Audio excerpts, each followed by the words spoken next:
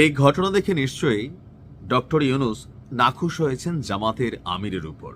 তবে জামাতের আমির কি ভুল কিছু বলেছেন? না, তিনি যা বলেছেন এটা হচ্ছে বাস্তবতা, এটাই সঠিক। কিন্তু সমালোচনা গ্রহণ করা এটা কিন্তু কষ্টকর। আর যখন তিনি বিদেশের কাছে মানে ইউর মতন একটা জায়গাতে তিনি ডক্টর ইউনূস সরকারের কিছু ব্যর্থতা নিয়ে কথা বললেন, অবশ্যই এটা ডক্টর ইউনূসের জন্য একটু তো মানহানিকর, আবার স্বরাষ্ট্র উপদেষ্টার জন্য চাপ টাইপের একটা অবস্থান হচ্ছে। হঠাৎ করে কি এমন কথা বললেন আসুন দেখি। জানিয়ে ইউনূস প্রশাসনের মধ্যে কিছুটা হতাশা অথবা মন খারাপের কারণ হয়ে গেছে। ইউরোপীয় ইউনিয়ন বাংলাদেশের মতন রাষ্ট্রে তাদের যথেষ্ট ব্যাপক ভূমিকা রয়েছে। বিনিয়োগ থেকে শুরু করে সাহায্য সহযোগিতা থেকে শুরু করে অনেক কিছুই এই ইউরোপীয় ইউনিয়ন এই দেশকে সাপোর্ট করে থাকে। তো নির্বাচন নিয়ে বরাবরই তাদের আগ্রহ আছে।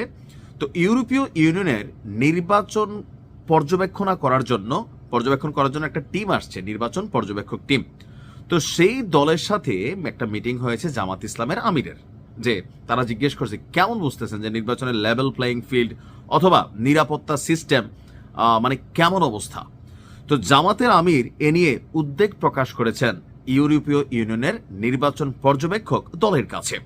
চট্টগ্রাম মহানগর জামাত ইসলামের নেতাদের সাথেও একটা বৈঠক ছিল, সেই বৈঠকে আপনার এই প্রশ্নটা সামনে আসছে। গতকালকে সন্ত্রাসীদের হামলায় একজন র্যাবের সদস্য নিহত হয়েছে। এছাড়াও শরীফ ওসমান হাদি মারা গেছে আজকে অনেক দিন। সরকার হাদির পরিবারকে 1 কোটি টাকার ফ্ল্যাট দিচ্ছে, হাদির ভাইরে যুক্তরাজ্যে ভালো একটা জব দিচ্ছে, কিন্তু যারা অপরাধী, যারা এই ঘটনার মাস্টার মাইন্ড অথবা পেছনে যারা জড়িত, আমরা কিন্তু কিছুই জানি না, এলোমেলো সবকিছু, তাদেরকে কি সরকার গ্রেপ্তার করতে পেরেছে? পারে নাই। 5ই আগস্টের আগে পরে থানা থেকে যে অস্ত্রগুলো লুট হয়েছে, আমাদের স্বরাষ্ট্র উপদেষ্টার বক্তব্য শুনে মনে হয় তিনি সম্ভবত তাদের সাথে মিটিং করছেন। যদি মিটিং নাই করেন, তিনি কিভাবে গ্যারান্টি দিচ্ছেন যে নির্বাচনে লুট হওয়া অস্ত্রের প্রয়োগ হবে না? এখন এই কথাটার অর্থ তো এরকমই দাঁড়ায়, যারা নিছে তারা ওনাকে ওয়াদা দিচ্ছে যে স্যার আমরা নির্বাচনের সময় ব্যবহার করব না, পরে করব।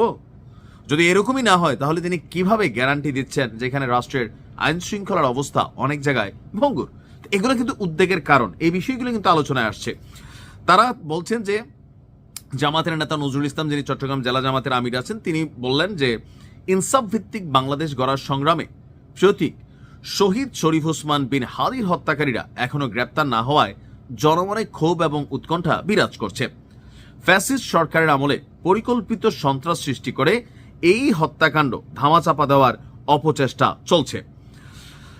গতকালকে দুপুরে চট্টগ্রাম মহানগরের জামায়াতের কার্যালয়ে ইইউ পর্যবেক্ষক প্রতিনিধি দলের সাথে দলটির নেতাদের মতবিনিময় হয়েছে।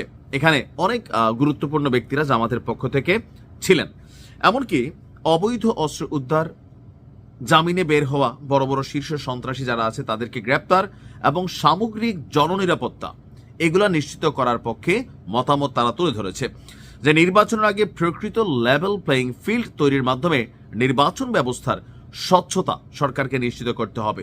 ভোট গণনা কক্ষ সহ নির্বাচনী কার্যক্রম শতভাগ সিসিটিভি ক্যামেরার আওতায় এনে তার পূর্ণ নিয়ন্ত্রণ সরকারকে নিশ্চিত করতে হবে। আমরাও মনে করি সিসিটিভির আওতায় যদি না আনে কারচুপি হবে, ভোট দখল হবে, এখানে অনেক কাহিনী হবে।